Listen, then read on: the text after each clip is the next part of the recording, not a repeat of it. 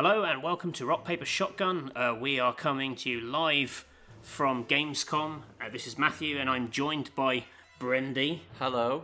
In our hotel room, and we are watching some Mount & Blade 2 Bannerlord. Bannerlord. Which is a game I'd not encountered before, and I knew it existed, but it's all new to me. And It's a very interesting game. If you're new to it, it'll be probably a little bit confusing. Yes. So you're watching the capture that I took today, but Brendy also played it. Probably did slightly better than me, but mine's got some daft stuff, so we thought we'd show that. One very quick thing I want to point out, it hasn't got any of the in-game sound effects because the capture went a little bit doolally, but I wanted to show the game off because I think it's got a lot of cool stuff, like meeting some looters. Like looters. Oh, okay, so... should we explain maybe a little bit of what Might & Blade is in general? Yeah, let's do that, because this fight, well, people will see, it takes a long time and it doesn't go my way, so... Well, Might & Blade is a series which is... the old games are part RPG, part strategy, part management of not a family, but a group of people, a group of soldiers or retinue. It's kind of like, if you've played Crusader Kings 2... It's like that, but you have to do everything yourself. A lot of things yourself. So you can run around the map like you were on the map there, or you can get into a fight with a whole load of looters with stones. So I thought on the map it said looters 15, and I thought that meant level 15 looters. But you didn't see the one above yourself. No. And yeah, so quite by surprise, I'm fighting 15 looters. Yeah, it's quite straightforward. If there's a 15 on the group of people, that means there are 15 people who are going to fight you. You're playing here as, I think they're called a Kuzait? I don't know. They're supposed to be like Mongolian style people. All the factions and countries in Might & Blade games, or in these Might & Blade games, are fictional, but they're all based on kind of real countries. Yeah. So I picked this one because it said on the character select screen that she was a good archer, so that's You're why a very good archer. You're sitting there taking stone after stone and just...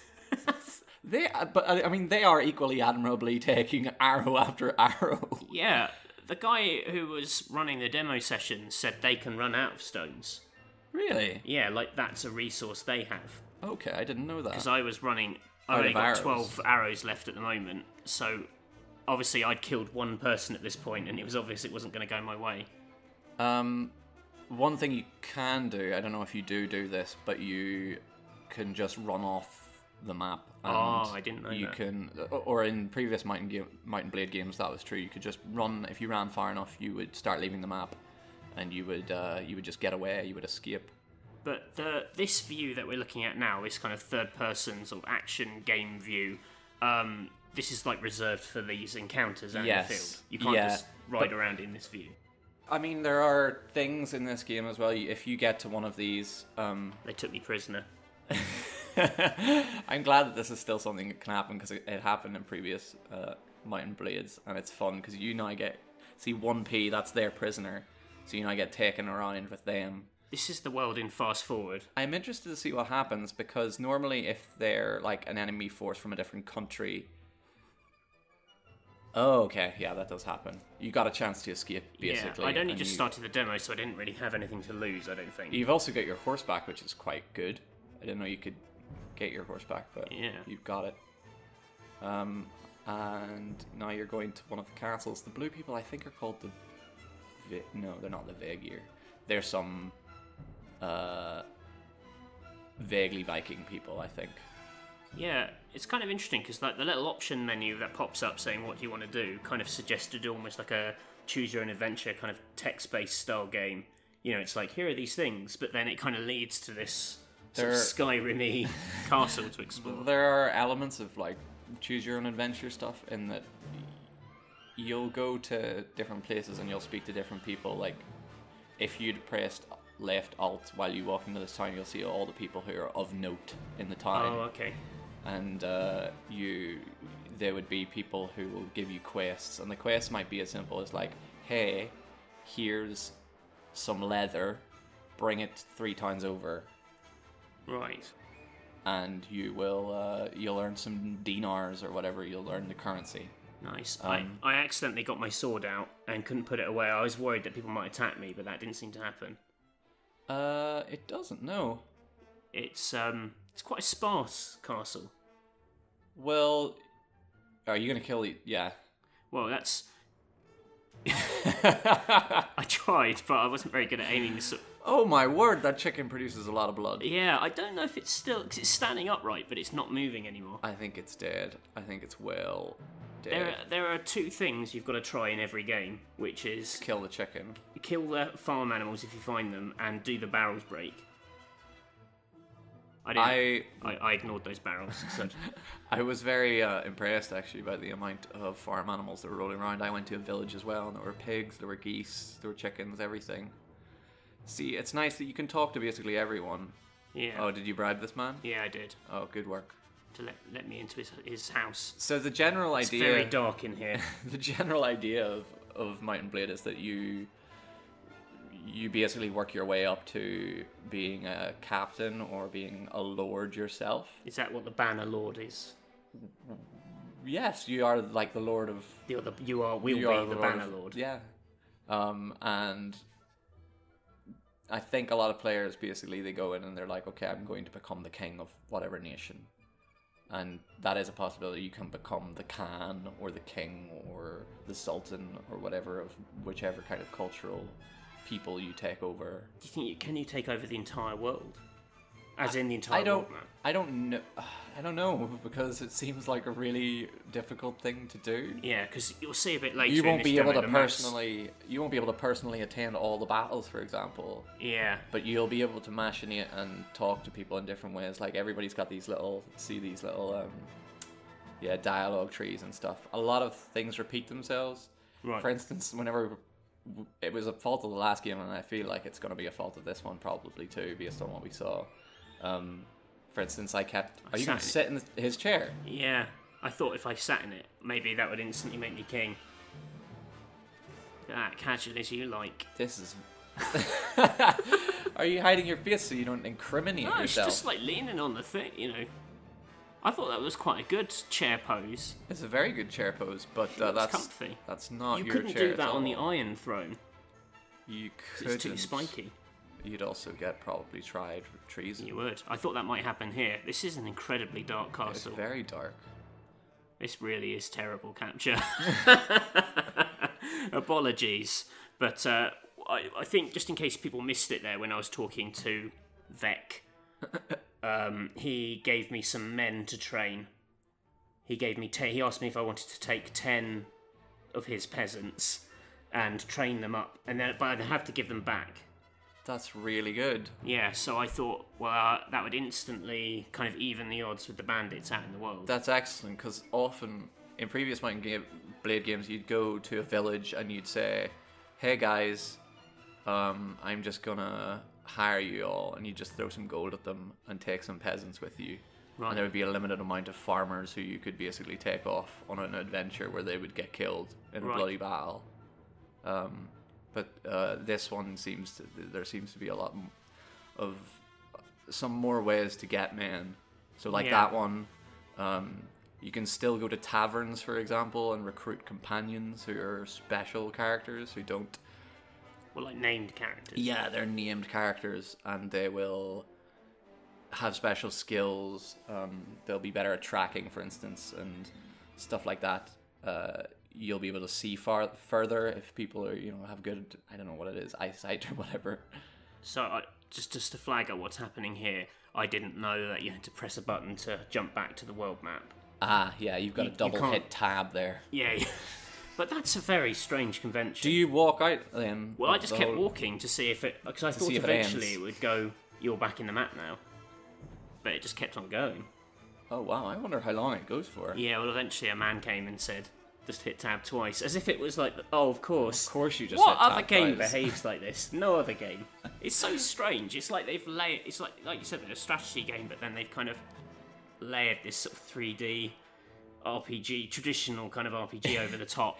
It's a brilliant, it's a very don't want to say unique, but there doesn't seem to be a lot that does what Might and Blade does. Yeah, he showed me I could jump straight back to mates. This is it. Like, you can you can ride your horse to the next village over there, and you don't really need to ever go into the third person wandering around the village. You can walk around the city and go to the tavern and go to the market and do everything yourself, or you can do it in that menu there. Not this one, the one before. But this is this is how little I know, so apologies in advance. This is a new thing, this story mode, right? No.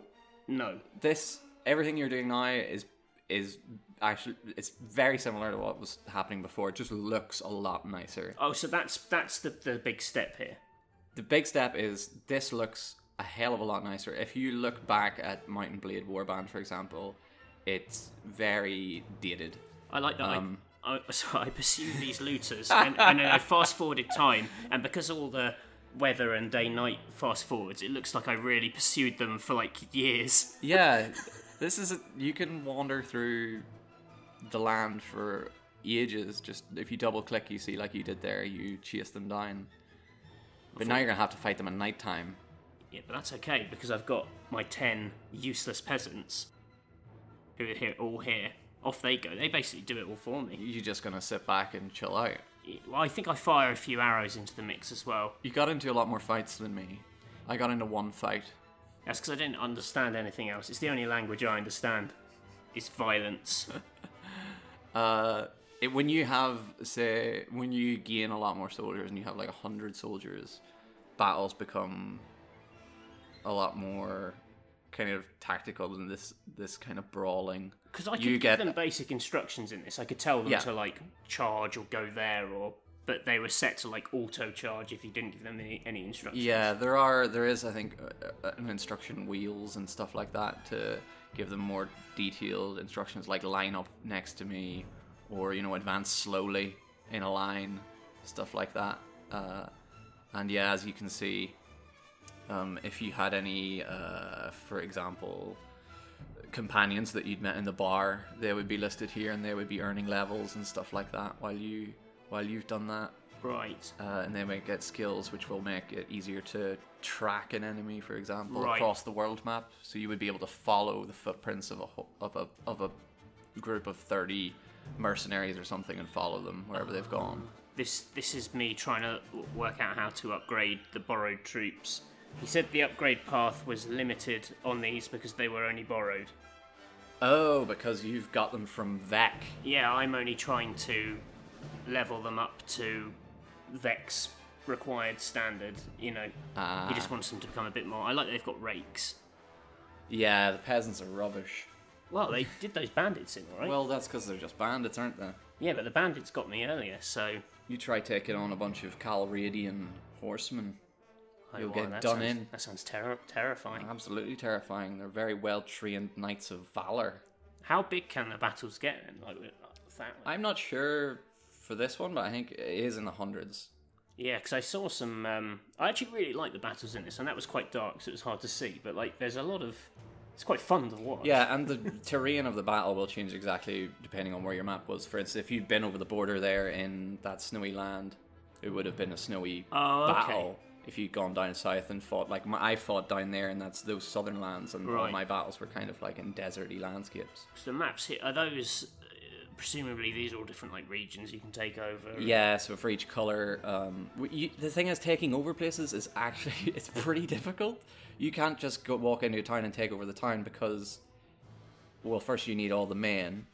Then you've alienated the people who you've taken over. You've alienated the villagers that they can't produce anything or whatever. Yeah. You've annoyed the liege. They're going to come and besiege the town, and you can try and defend it. And depending on the size of the town, you might have castle walls and stuff that you'll be on top of. So you can have proper siege battles. You can have proper siege battles. We've posted some videos about it, or trailers of siege battles and stuff before.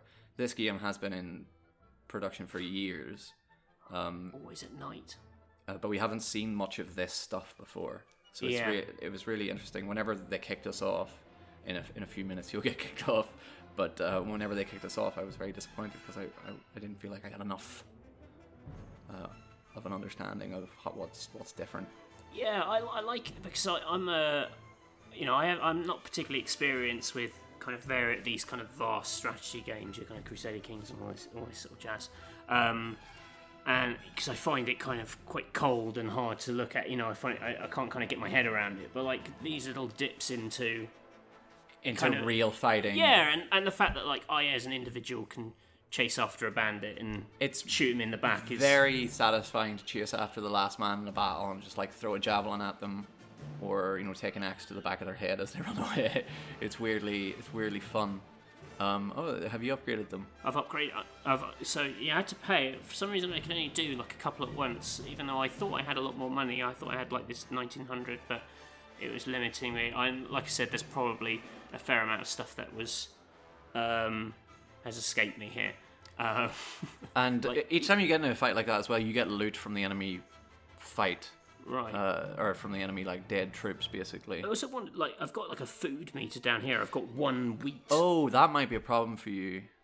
So presumably you're supposed to feed your troops. So those are resorts. So it's sort of simulating that I have to kind of keep everyone. There's basically the day and night cycle isn't just there for cosmetics. Every day your troops will be eating something, and if you don't have enough food, they'll start abandoning you, basically.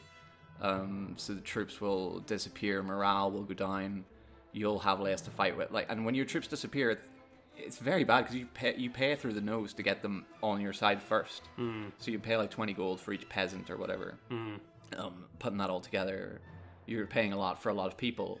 Then all of a sudden, if you don't have the green to feed them, and 5 of them go away, that's like 100 gold that you've just thrown away for nothing. Yeah, this is the guy I chased, slowly firing arrows into his back. That sounds a lot like managing a YouTube channel. What? Firing arrows at a man's back? You pay big money to get everyone on board, but then when the grain runs out, everyone filters off. Everyone's no more. Yeah. But yeah, I was very happy. It seems like it must seem unusual to you, but it feels really familiar to me, and also familiar in a good way. It's more of Mount and Blade, and it's more of what makes Mount and Blade fun. We got to go in and do whatever we want. I had a completely different experience. I wandered around towns quite silent, quietly, talked to people. I tried to find a lord. I tried to go to a different city when the lord was in. All of this stuff. See that giant army up there by that castle? Yeah. Oh, there's an arena you can go to. You can fight one-on-one fights with people, or 3v3 encounters and stuff like that. There's a lot of... And any of it, I did have fun with what I played today. So. Alright, you should play more. Yeah, maybe we'll do videos where you can explain the intricacies of Mount and Blade for us beginners. I would absolutely... I would find it difficult. You'd find it difficult. Oh, there's great. There's a lot to explain. Well, we can model our way through. And if the idea of that does sound tempting, you can, of course, subscribe to Rock Paper Shotgun and enjoy these videos of the future. They will exist. We cover all things PC gaming related. Often our games do have sound, which is an extra bonus. We don't often have Brendy, though, so thank you, Brendy, for joining us on the video. Good to be. Thank you, people of the internet, for watching. We hope you enjoyed it. Please subscribe, please like. If you have any questions about the game, pop them in the comments, and we'll see if we can answer them. And hopefully see you soon. Bye for now. Bye.